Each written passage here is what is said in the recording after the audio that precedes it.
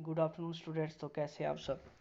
तो स्टूडेंट्स कल हमने important personalities and their achievement का पार्ट हमने ख़त्म किया था। तो वो जो पार्ट था वो जीके पोर्शन से था, और आज हम जो पार्ट करेंगे वो रहेगा आपका साइंस पोर्शन से, और जिसमें आप फिजिक्स का पार्ट को कंप्लीट करेंगे, और जिसमें आज हम डिस्कस करेंगे वेरियस सोर्सेस ऑफ एनर्जी। और स्टूडेंट ये आपका पार्ट फर्स्ट रहेगा, और जिसमें हम बात करेंगे कन्वेंशनल सोर्सेस ऑफ एनर्जी की।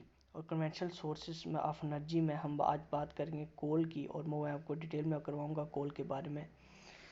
तो स्टूडेंट्स चलिए बात करते हैं। सबसे पहले जान लेते हैं कि एनर्जी होती क्या है। The energy processed by an object is the measured in terms of its capacity of doing work. अब स्टूडेंट एक ऑब्जेक्ट के पास कितनी एनर्जी है वो कैसे मेज़र की जाती है। वो मेज़र की जाती है कि उसके पास कितनी टेंडेंसी है एक काम करने की, उसके पास कितनी कैपेसिटी है एक काम करने की।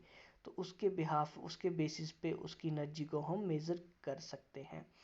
तो that's why unit of energy is there for the same as that of work, that is joule. तो स्टूडेंट इसकी वजह से जो एनर्जी का यूनिट है वो सेम है एज वर्क के। क्यों?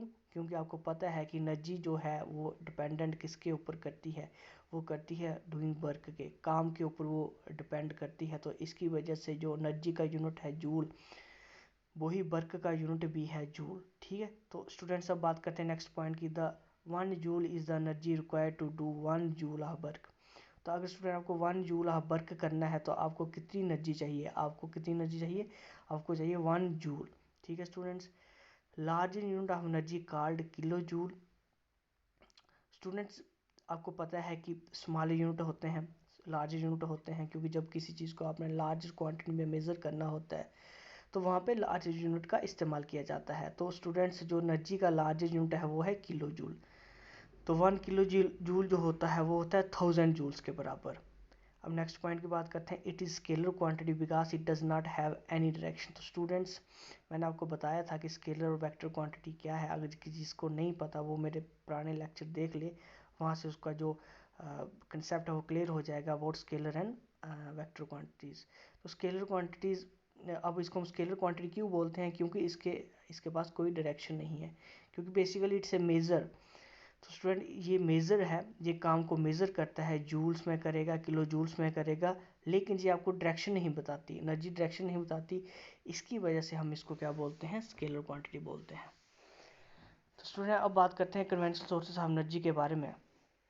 The sources of energy which are exhaustible which can be furnished and have formed in nature long ago are known as non-renewable sources of energy। सबसे पहले ये बात कर लेते हैं कि non renewable sources of energy क्या होते हैं। तो नॉन रिन्यूएबल सोर्सेज क्या होते हैं, वो हम उनको बोलते हैं non renewable sources of energy जो ख़त्म होने वाले हैं या जो ख़त्म हो जाएंगे फ्यूचर में। ठीक है। तो इसकी इम्पॉर्टेंट एग्जांपल जो है वो fossil fuel such as coal, petroleum, natural gas, nuclear fuel such as uranium and thorium. These sources of energy are also known as the conventional sources of energy। Students अब हम इनको conventional source of energy क्यों बोलते हैं, क्योंकि conventional sources of energy हम उनको बोलते हैं जिनको हम डेली बेसिस पे यूज़ कर रहे हैं। जो पारंपरिक कन्वेंशनल का मतलब है पारंपरिक तरीके, मतलब कहने का मतलब ये है कि जिनको हम डेली यूज़ करते हैं, डेली हमारे काम में आते हैं। जैसे कि आप फ्यूल ले लीजिए पेट्रोलियम, तो पेट्रोलियम आपको पता है गाड़ियों में डलवाने काम आता है और ये डेली बेसिस पे यूज़ होता है। नेचुरल गैस भी गाड़ियों में डलवाने काम आती है। तो ये हमारे रोज़मर्रा ज़िंदगी का बड़ा इंपॉर्टेंट पार्ट बन गए हैं। तो स्टूडेंट्स अब क्या है कि ये जो है ये non renewable sources of energy हैं। तो non renewable source of energy का मतलब ये है कि ये एक टाइम ऐसा आएगा कि इनका जो पेट्रोलियम है या कोल है या गैस है, नेचुरल गैस है, ये ख़त्म हो जाएंगे। तो इसलिए स्टूडेंट जब भी हमें इनको यूज़ करना है तो हमारे दिमाग में ये होना चाहिए कि हमें इनको वेस्ट नहीं करना है और हम इनको सेव करके रखेंगे ताकि फ्यूचर जनरेशन भी हमारी जो है इनका यूज़ कर सके। The increase in demand of energy with the growth of population and energy consumption per capita in the country putting more and more pressure on the various sources of energy। तो student आपको यही बात पता है कि अब daily basis पे जो पॉपुलेशन है वो ग्रोथ कर रही है, उसको एनर्जी चाहिए हो, तो एनर्जी कंजप्शन पर कैपिटा विदेशों में बढ़ रहा है। तो इसलिए प्रेशर जो है जो वेरियस सोर्स ऑफ एनर्जी उनके ऊपर पड़ रहा है। तो स्टूडेंट्स अब हमें क्या करना चाहिए, हमें यही करना चाहिए कि हम मिनिमम वेस्ट करें इन सब एनर्जीज का, नहीं तो ये फ्यूचर के लिए नहीं रहेंगी। अब बात करते हैं स्टूडेंट फॉसिल फ्यूल्स की। तो फॉसिल फ्यूल्स क्या होते हैं? These are found from dead plants and animals which got buried deep in the earth and covered with sediments like mud and sand in the absence of oxygen। तो student ये basically dead plants होते हैं जो मर चुके हैं, plants हो गए, एनिमल्स हो गए जो अर्थ में दब गए हैं, जो ज़मीन के नीचे दब गए हैं, और उनको किसने कवर कर दिया है? उनको कवर कर दिया है मड, मतलब मिट्टी ने, रेत ने, ठीक है। और जो इन दी एब्सेंस ऑफ ऑक्सीजन है, क्योंकि आपको पता है वो ज़मीन के नीचे होंगे तो वहाँ पे ऑक्सीजन नहीं है। तो ये बेसिकली इन्हीं की वजह से क्या होता है कि फॉसिल फ्यूल की फॉर्मेशन होती है। अब होता क्या है नीचे स्टूडेंट? अर्थ के नीचे केमिकल रिएक्शंस होती हैं, हाई प्रेशर है, आपको पता है नीचे ज़मीन में हीट बढ़ी है, and the action of anaerobic bacteria. तो एनरोबिक बैक्टीरिया कौन सा होता है? जो एब्सेंस ऑफ ऑक्सीजन काम करता है। तो वो क्या करता है, ये जितने फॉसिल्स हैं, मतलब जितने फॉसिल्स हैं, प्लांट के हो गए, एनिमल के हो गए, इनको वो क्या करता है? फॉसिल फ्यूल में कन्वर्ट कर देता है, लाइक कोल, पेट्रोलियम और नेचुरल गैस में। और स्टूडेंट मैं आपको एक और बात बताना चाहता हूँ कि ये जो फॉसिल फ्यूल हैं ये कोई रातों रात नहीं बन जाते हैं, एक साल में नहीं बन जाते, इनको कम से कम 1000-2000 साल लगते हैं इनको बनने में। तो आप सोच लीजिए कि अभी जो हम फॉसिल्स यूज़ कर रहे हैं, अभी जो फॉसिल फ्यूल हम यूज़ कर रहे हैं, उनको बनने के लिए 1000-2000 साल लग गए होंगे। तो अभी जो है अगर ये ख़त्म हो गए तो हम जो नेक्स्ट फॉसिल फ्यूल वो बनेंगे वो हमारे ही होंगे, वो किसी और के नहीं होंगे, तो हम तब तक ज़िंदा नहीं रहेंगे।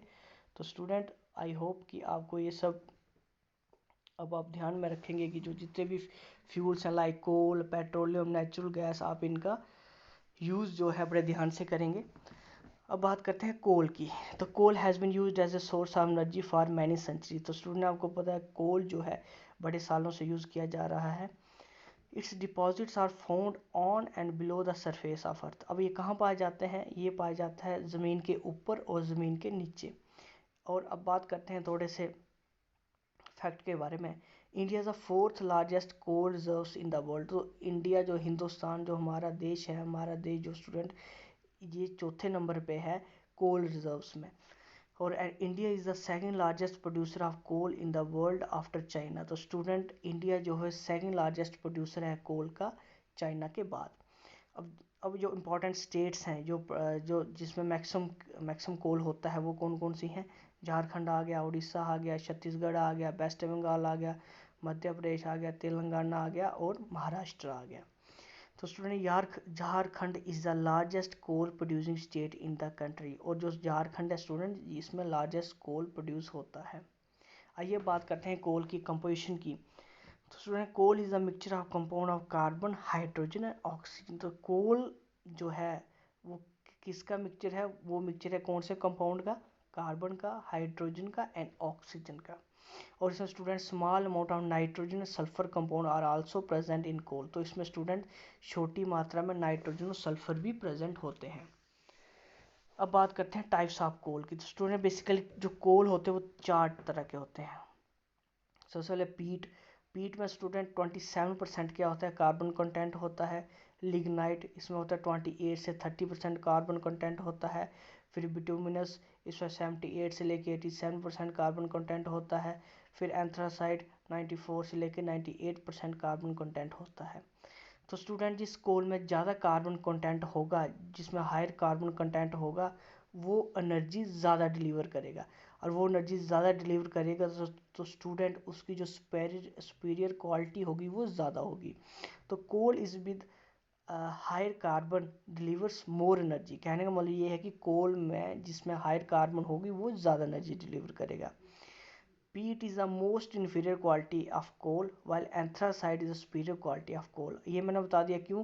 क्योंकि पीट में 27% कार्बन कंटेंट होता है और जो इन्फीरियर क्वालिटी का, इसलिए हम इसको इन्फीरियर क्वालिटी मानना जाता है। लेकिन एंथ्रासाइड में जो कार्बन कंटेंट होता है वो 94 से 98% तक होता है। तो इसलिए जब ज़्यादा एनर्जी देगा तो इसलिए हम इसको सुपीरियर क्वालिटी ऑफ कोल मानते हैं। तो स्टूडेंट्स ये था आज इसका फर्स्ट पार्ट जिसमें हमने टाइप्स ऑफ कोल किए, कंपोजिशन, कोल, फिर फॉसिल फ्यूल, फिर कन्वेंशनल सोर्सेज ऑफ एनर्जी, फिर एनर्जी के बारे में, और ये था हमारा various sources of energy part first. तो पार्ट सेकंड में कल ले आऊँगा और कल हम इसके फर्दर पोर्शन की डिस्कस करेंगे। Okay students, God bless you.